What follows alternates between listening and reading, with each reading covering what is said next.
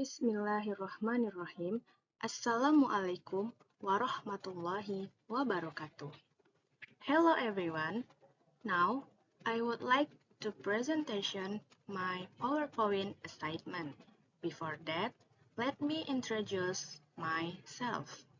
Right, my name is Betty Adriani Dona with student ID number 22002177. I'm a student at the Department of Education Administrator, Faculty of Education, Padang State University. And then, dear Professor Rusdinal MPD and Mr. Hade Afriansyah SPD MPD as the supporting lecturer in this course. Oke, pada kesempatan kali ini saya akan mempresentasikan materi mengenai proses pembuatan keputusan dan dasar-dasar pembuatan keputusan. Adapun materi-materi yang akan saya paparkan di sini antara lain understanding of decision making. Sebelum mengetahui proses dan mengetahui dasar-dasarnya, tentu terlebih dahulu kita harus tahu apa itu decision making sendiri. Oke, materi yang kedua adalah decision making process dan materi yang terakhir adalah basis for decision making. Basis for decision making. Kita langsung masuk saja kepada materi yang pertama, yaitu pengertian pengambilan keputusan atau yang biasa disebut decision making. Menurut Sters, mengemukakan bahwa decision making is a process of selecting among available alternative. Di sini jelas bahwa pengambilan keputusan menyangkut pilihan dari berbagai macam alternatif yang ada dalam suatu organisasi. Selain Sters, William juga mendefinisikan bahwa pengambilan keputusan sebagai seleksi berbagai alternatif kegiatan yang diusulkan untuk memecahkan suatu masalah. Dari kedua pendapat ahli di atas, kita dapat menyimpulkan bahwa pengambilan keputusan merupakan suatu proses pemikiran dari pemilihan alternatif yang akan dihasilkan mengenai prediksi untuk kedepannya. Oke, selanjutnya kita akan masuk kepada, sebelum kita mengetahui tahap-tahap apa saja atau proses-proses apa saja yang dilakukan sebelum pembuatan keputusan, kita harus mengetahui dulu pengertian proses pembuatan keputusan itu sendiri. Di sini dijelaskan bahwa the decision making process is a rational effort from the administrator to achieve the goals that have been established at the outside of the planning function. The process starts and ends with consideration. It requires creativity, quantitative skills, and experience. Maksudnya itu, proses pembuatan keputusan adalah sebuah upaya rasional dari administrator untuk mencapai tujuan yang telah ditetapkan pada awal fungsi perencanaan. Proses dimulai dan diakhiri oleh sebuah pertimbangan, di mana itu membutuhkan kreativitas, keterampilan kuantitatif, serta pengalaman. Dalam proses pembuatan keputusan itu terdiri dari dua tahap. Yang pertama, tahap perumusan masalah, dan yang kedua, tahap implementasi masalah. Kedua tahap ini memiliki bagian-bagiannya tersendiri. Itu akan kita bahas pada slide selanjutnya. Tahap pertama pada bagian perumusan masalah adalah identifikasi masalah. Di sini dijelaskan bahwa identification of this generic problem does not need to be supported by complete data because there will be no decision if complete data must be collected first.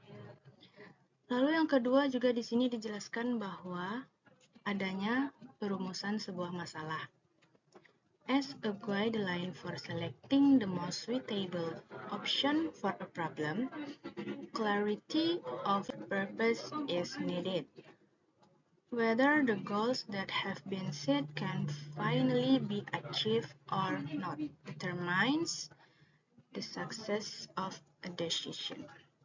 Di sini dijelaskan bahwa sebagai pedoman untuk memilih opsi yang paling cocok pada suatu masalah diperlukan kejelasan tujuan.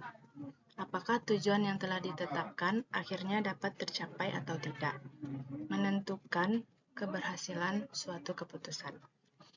Lanjut. Yang ketiga adalah identifikasi alternatif solusi.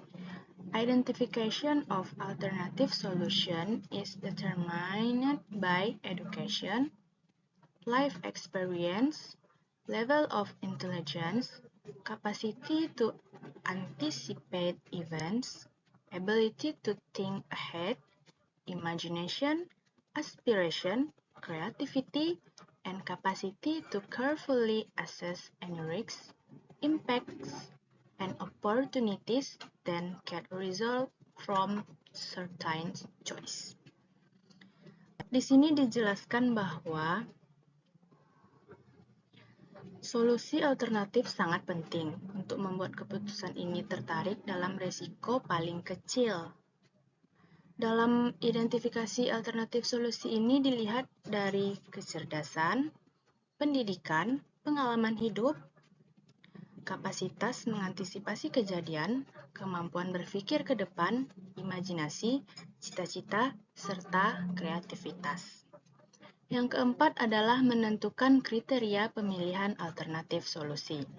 Highly dependent on the condition and vision of decision maker and implementers to achieve the goals set. It is very difficult to develop specific criteria for alternative solution. Dan yang terakhir adalah penentuan pilihan alternatif atau yang biasa disebut penentuan keputusan. The decision maker must ultimately arrive at a point of choice based on all available options, which include various risks, effect, and opportunity. Di sini kita sudah mengetahui apa saja proses dari pembuatan keputusan pada bagian tahap identifikasi masalah, pada bagian tahap perumusan masalah. Selanjutnya kita akan masuk kepada bagian kedua, yaitu implementasi masalah. Pada tahap implementasi keputusan ini terdiri dari 6 pembagian. Yang pertama, legalisasi keputusan. Di sini dijelaskan bahwa legalisasi keputusan adalah as a way to obtain legitimacy and commitment as well as the legal basis of a decision. Di sini dijelaskan bahwa legalisasi ini adalah suatu proses yang sangat dibutuhkan demi memperoleh keabsahan dan komitmen serta hukum dari suatu keputusan. Yang kedua adalah plan of action. On the basis of a formal organizational decision that legally obtains power, an operational plan or plan of action can be drawn up. Yang ketiga adalah sosialisasi dan komunikasi. Di sini dijelaskan it is seen as strategic to disseminate decision so that everyone understand in order to win support for effort that contain reform.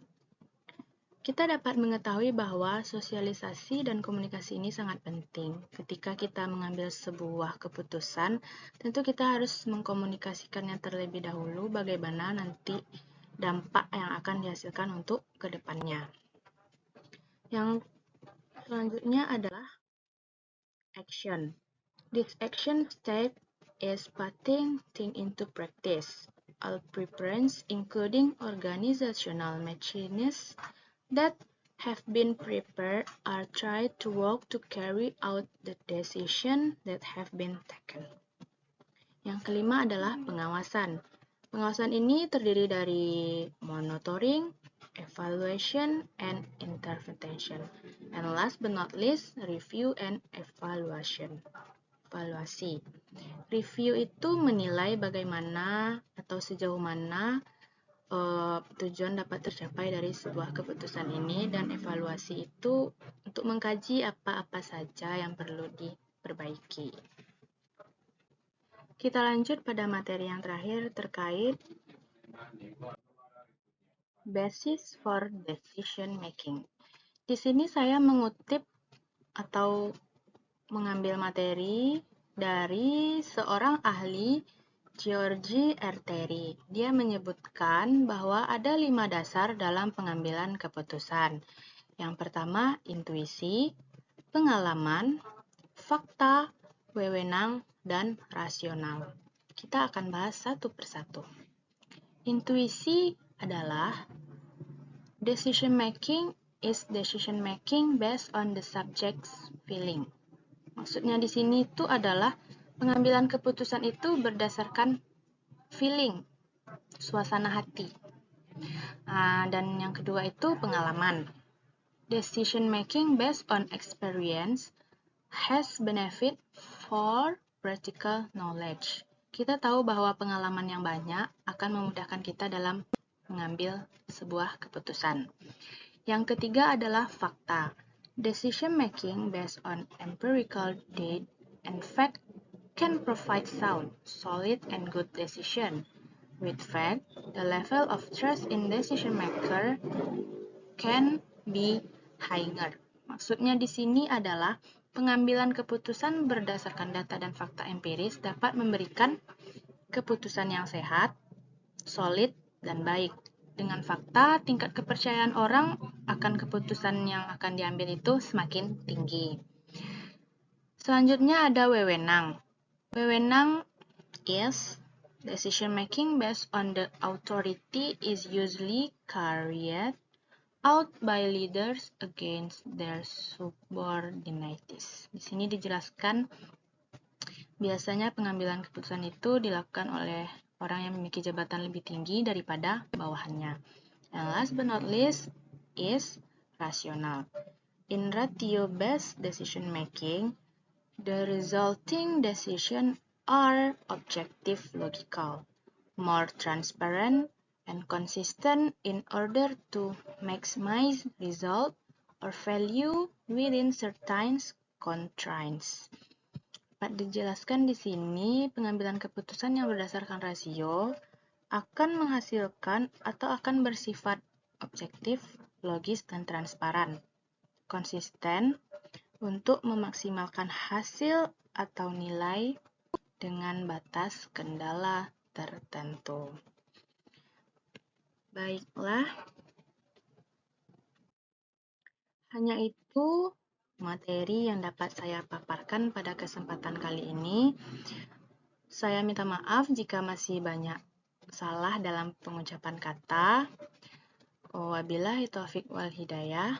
Wassalamualaikum warahmatullahi wabarakatuh. Thank you.